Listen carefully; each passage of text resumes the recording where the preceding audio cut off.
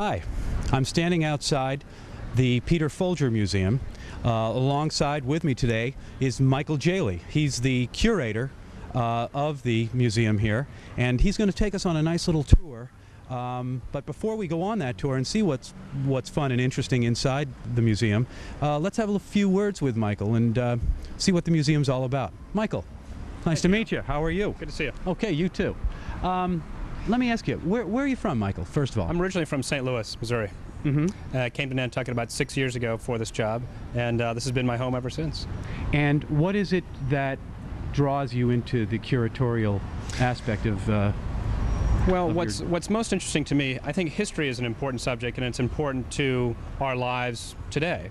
And I think museums are one of the best ways to give that history back to the people and allow people to get a great perspective on their lives. And did you start, is this your first position as a curator? Or No, I've worked as a curator in a number of other institutions in Philadelphia, New York, and Philadelphia.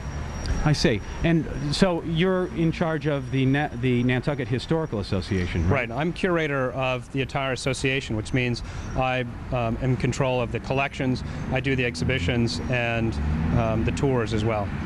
Tell me a little bit about the Nantucket Historical Association. It's not just pretty homes and open houses. It's much more involved than that, and you people have Exactly. a lot more involvement into the community. Yeah, exactly. The Historical Association is over 100 years old, and we have 25 properties throughout the town and outside of town.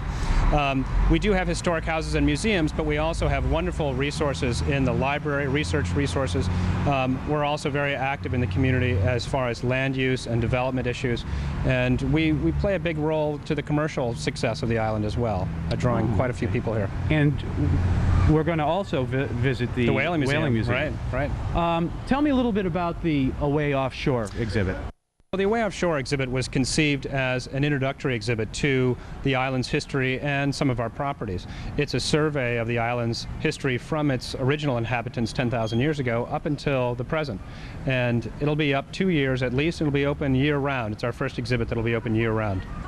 Well, that's fantastic. Why don't we go on inside and have a look? Great. Let's Great. go. Yep.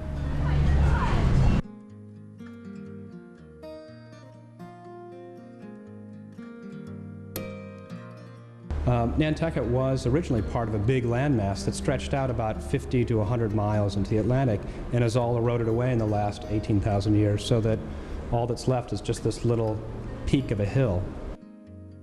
Well, there were no real dinosaurs here on Nantucket, but there were early mammals like the mastodon. Mastodon were known to have roamed the plains as the glacier retreated, and we actually have evidence that they were here in Nantucket.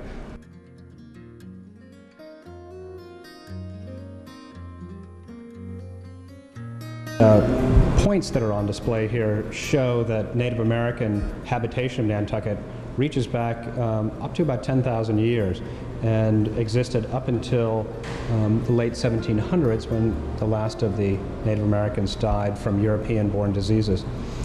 Well, whaling, as you know, was the primary industry in the history of Nantucket.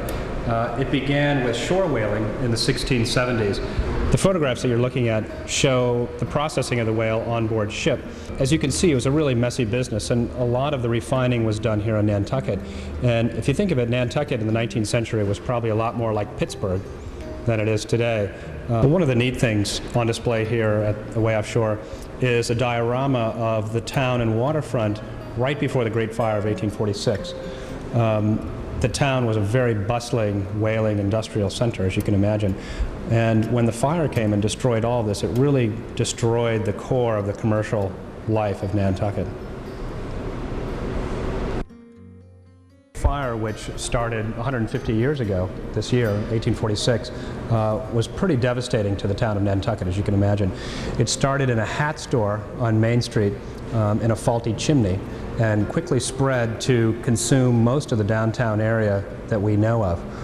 About a third of the town was destroyed, and the fire went on in small areas, was smoldering through much of the summer, fueled by all the sperm oil and whale oil in warehouses.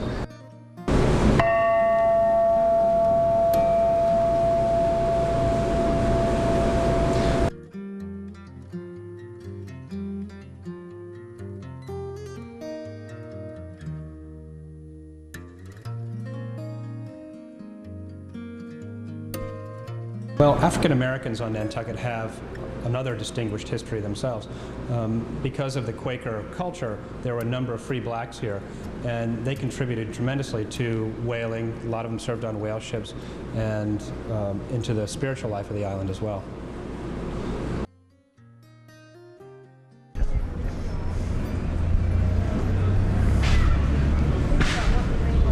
Okay, I'm here with Peter, and we're going to... Mike. No.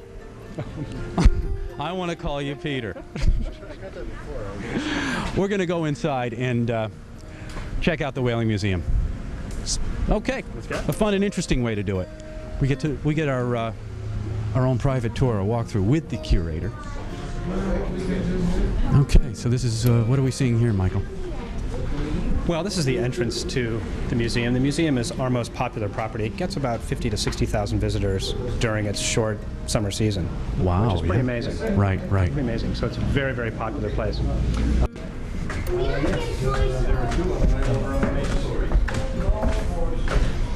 Oh yeah. So was this building was it built as a whaling museum, or what was it? The building was built right after the Great Fire in 1847 as a refinery for spermaceti wax and whale oil. And in the middle here was originally a big try-works, a big sort of cauldron, so to speak, where whale oil was processed down and refined. And the big beam press, which you can see in the back there, was used to squeeze the oil. Oh, right. One of the great sort of centerpieces is Sanderson Hall. This was the main processing room when it was a refinery, and now it shows the wide range of tools and implements used in the processing of whales. One of the neat things is this whaleboat here. It's an original Beetle whaleboat that was used to hunt the whales. A crew of 6 people would row this after a whale, and when they got close, they'd hurl a barbed harpoon into the side of the whale, and the whale, in its effort to escape, would drag the whaleboat along in what was known as a Nantucket sleigh ride. The sleigh ride would last half hour or sometimes longer, right, and sometimes go as fast as 50 miles an hour. And what is this all about, Michael, here? Well, one of the neat exhibits here at the museum is this skeleton of a baby finback whale. The whale washed ashore in Nantucket in the late 1960s and was put together by scientists from Woods Hole, and it gives you a sense of the scale of the whales that Nantucketers hunted. Keep in mind, this is only a baby.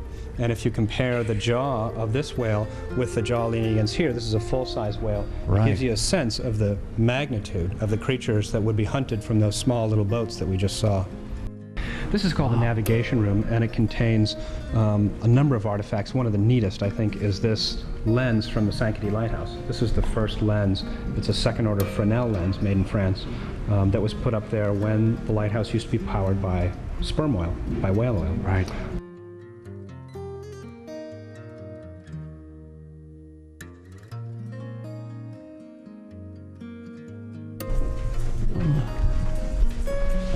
There's a shot of kids over here. I guess they offer a program for children.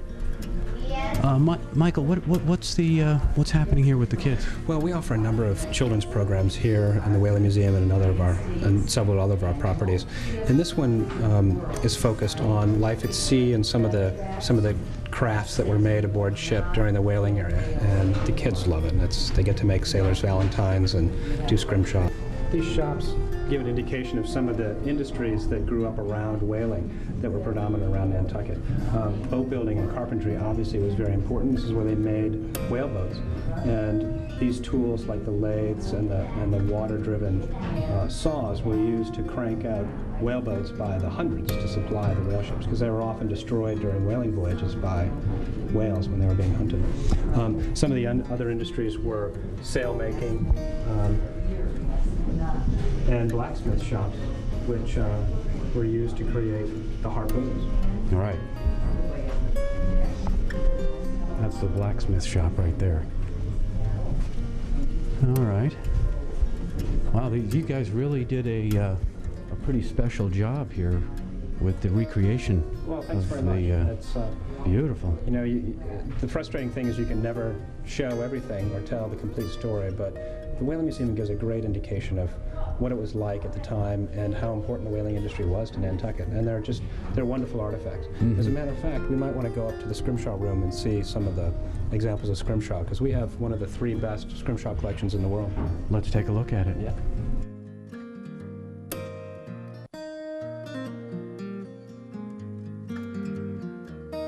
All right, well, Michael, thank you. My pleasure, Gino. It was a lot of fun. Yeah, come back again. Absolutely, and that's going to do it for this segment of the Whaling Museum and the Far and Away exhibit.